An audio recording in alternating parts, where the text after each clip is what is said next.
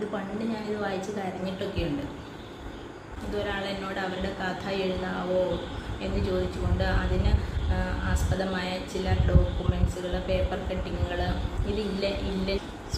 Address കാണിക്കരുത്, ഇത് ഇല്ലൻഡ് ലെറ്ററിൽ എഴുതിയ കത്താണ്. അപ്പം അതിൻ്റെ കോപ്പി എടുത്തിട്ട് ഒറിജിനൽ അവരെടുത്തു, കോപ്പി എനിക്ക് തന്നു. ഇത് പോലീസുകാരുടെ കൈവശം ഇരുന്ന ഒരു കത്തായിരുന്നു കേട്ടോ.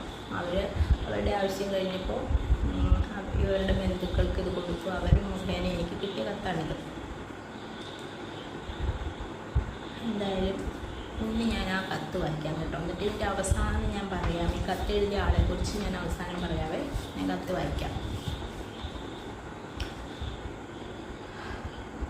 വായിച്ചു വരുമ്പോൾ എനിക്ക് വിഷമം വരും. ഞാൻ ഇമോഷണലാണ് ഭയങ്കരമായിട്ട്. ഡിയർ പപ്പ, അറിയുന്നതിന്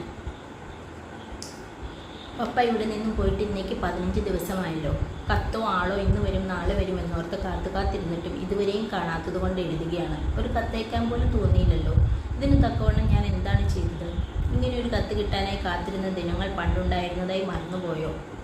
അന്നത്തെ പോലെ ഞാൻ ഇന്നും കാത്തിരിക്കുന്നു. ഒരു കത്തയക്കാൻ മനസ്സുണ്ടെങ്കിൽ അയക്കുക. കുഞ്ഞുങ്ങൾ പപ്പ ഇന്ന് വരും നാളെ വരും എന്ന് പറഞ്ഞ് കാത്തിരിക്കുകയാണ്. ഡാഷിന് ഭയങ്കര വിഷമമാണ്. പപ്പയെ കാണിച്ചു തരണമെന്നും പറഞ്ഞ് കരച്ചിലാണ്. ഞാൻ എന്താണ് ചെയ്യേണ്ടത്?